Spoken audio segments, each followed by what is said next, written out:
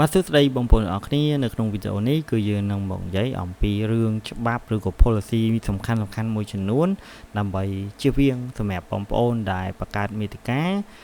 ថ្មីឬក៏ជាអ្នកដែលលក់អនឡាញជៀសវាងដើម្បីកុំឲ្យមានបញ្ហាដល់ page channel របស់បងប្អូនទាំងអស់គ្នា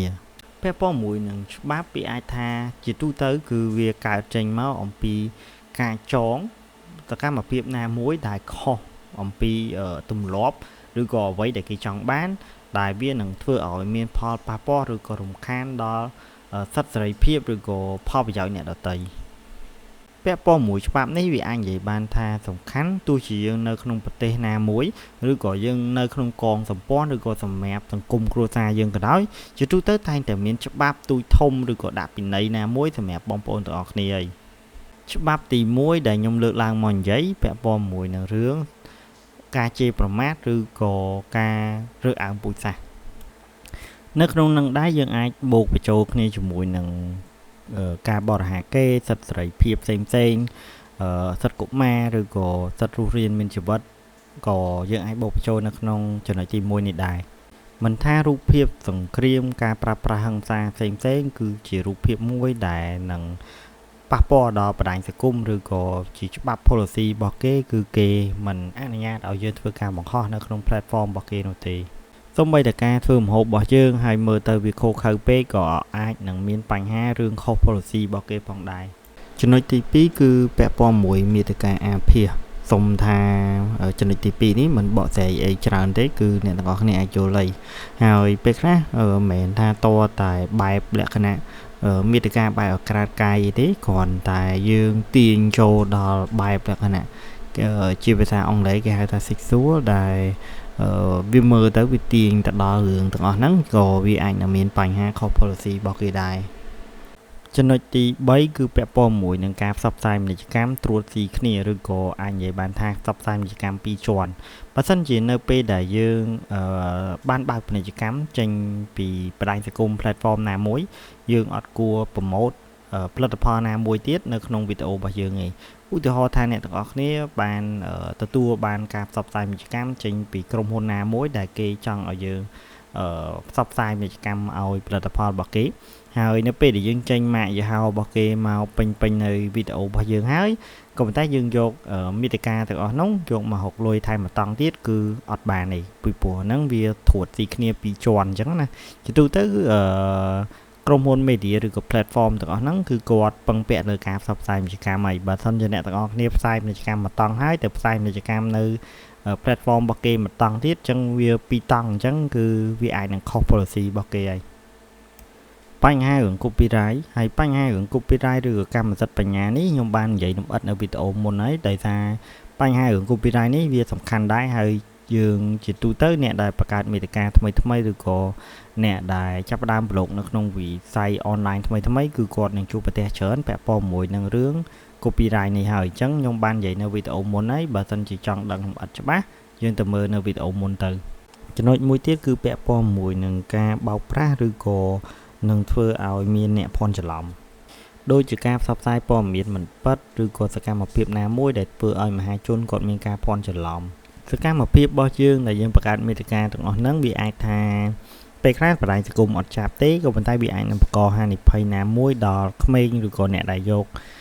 វីដេអូរបស់យើងធ្វើតម្រាប់តាមអីចឹងទៅគេនឹងអាចប្តឹងមកយើងឬក៏បណ្ដាញសង្គមហ្នឹងដោយខ្លួនឯងក៏គេអាចនឹងចាប់យើងហើយបិទមាតិការបស់យើងដោយសារយើងខុស policy របស់គេដែរសកម្មភាពទាំងអស់ហ្នឹងបើសិនជាវាបង្កឲ្យខ្លាចទៅជាការញុះញង់ឬក៏បញ្ហាអីផ្សេងដូចនិយាយចឹងក៏វាស្របគ្នាជាមួយច្បាប់រដ្ឋរបស់យើងដែរអញ្ចឹងយើងនឹងអាចមានបញ្ហាជាប់ពាក្យបណ្ដឹងដោយសាររឿងការញុះញង់អីផ្សេងហ្នឹងចំណុចដែលសំខាន់មួយទៀតគឺពាក់ព័ន្ធមួយសកម្មភាពដែលអត់ប្រក្រតីនៅលើ platform សកម្មភាពមួយចំនួនដូចជាការចូល view ខ្លួនឯងច្រើនដងពេកដើម្បីកើន view ការคลิกពាណិជ្ជកម្មដោយការប្រើប្រាស់ robot ដូចជាការshare ចូលគ្រប់ឬក៏ share គ្រប់ទិសទីកន្លែងពេកឬក៏ mention គេខ្លាំងពេកការប្រើប្រាស់ link ដែលធ្វើឲ្យមានផលប៉ះពាល់ផ្សេងទៀតវាមានរឿងច្រើនគឺនឹងអាចនឹងមានបញ្ហាខុស policy នឹងដែរ ការប៉ັດច្បាប់របស់វាមានរឿងជាច្រើនទៀតដែលយើងត្រូវនិយាយគ្នាក៏ប៉ុន្តែយើងនិយាយអត់អស់ទេដោយសារច្បាប់វាច្រើនមែនទែនហើយមានការអាប់ដេតថ្មីមួយចំនួនថែមទៀតអញ្ចឹងអ្វីដែលយើងលើកឡើងមកនិយាយយើងនិយាយតែចំណុចសំខាន់មួយចំនួនទេហើយបងប្អូនទាំងអស់គ្នាអាចរិះគិតពិចារណាអំពីច្បាប់របស់វាជាទូទៅហើយយកវាមកការពារខ្លួនកុំឲ្យមានបញ្ហារឿងខុស policy របស់គេពាក់ព័ន្ធមួយនឹងបញ្ហាដែលខ្ញុំលើកឡើងមកនិយាយវាគឺជាច្បាប់ដែលយើងគួរតែយល់ដឹងក៏ប៉ុន្តែយើងនឹងអាចចាប់អារម្មណ៍ឃើញថាអ្វីដែលខ្ញុំលើកឡើងមកនិយាយនៅក្នុងបណ្ដាញសង្គមមានគេធ្វើឡើងពេញនឹងហេតុអីបានជាអ្នកដែលធ្វើហ្នឹងមិនត្រូវបានគេលុបវីដេអូឬក៏អត់មានបញ្ហាអីសម្រាប់ពួកគាត់គុំតែកាត់ច្រើនពីព្រោះថាពិភពលោកយើងបង្កើតមនុស្សមកគឺវាអយុត្តិធម៌មករួចហើយហីមិនថាអ្នកទាំងអស់គ្នានិយាយថាមិនក៏ដោយតែពិភពលោកគឺអយុត្តិធម៌ហើយពីព្រោះថាពេលយើងកើតមកគឺមានអ្នកខ្លះមានក្រអ្នកខ្លះទៅស្អាតអាក្រក់អ្នកខ្លះទៅកើតមកជាស្រីអ្នកខ្លះកើតមកជាប្រុសអ្នកខ្លះក៏អាយុវែងអ្នកខ្លះក៏អាយុខ្លីអញ្ចឹងធម្មជាតិយើងបង្កើតមកគឺអយុត្តិធម៌មកហើយអញ្ចឹងរឿងបណ្ដាញសង្គមមួយគឺអយុត្តិធម៌គឺរឿងធម្មតាបំផុតហើយបាននិយាយលេងទេហើយបញ្ហាទាំងអស់ហ្នឹងខ្ញុំសូមលើកឡើងពីចំណុចធំ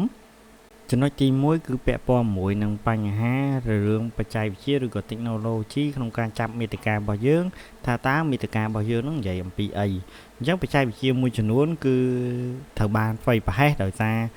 អ្វីដែលយើងនិយាយវាចាប់អត់បានឬក៏ភាសាដែលយើងនិយាយហ្នឹងវាចាប់អត់បានអញ្ចឹងវាធ្វើឲ្យរំលងនៅពេលដែលយើងនិយាយហ្នឹងក្នុង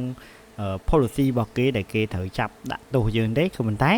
វាត្រូវបានរំលងដោយសារវាចាប់អត់បានវាអត់យល់អំពីអ្វីដែលយើងនិយាយអញ្ចឹងពាក់ព័ន្ធមួយ technology នេះវាអាចថាសំខាន់ដែរពីព្រោះថាគេមិនប្រើមនុស្សមកចាប់យើងទាំងអស់ទេបើមនុស្សវារៀងសុក្រិតជាងក៏ប៉ុន្តែវាមិនអាចប្រើប្រាស់មនុស្សមកចាប់គ្រប់មាតិកាអ្នកដែលផុសទាំងអស់ទេ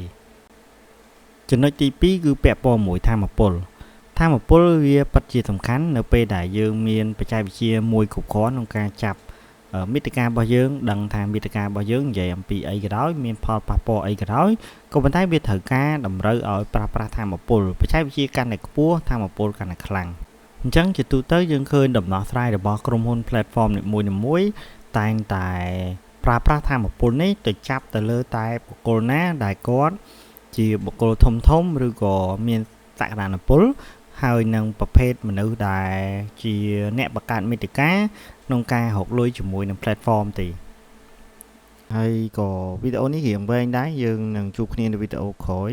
ហើយរឿង policy ហ្នឹងយើងនឹងអាចទៅចែកគ្នានៅវីដេអូបន្តទៀតដើម្បីឲ្យបងប្អូនទាំងអស់គ្នាកាន់តែយល់ច្បាស់បាទជម្រាបលាបាយបាយ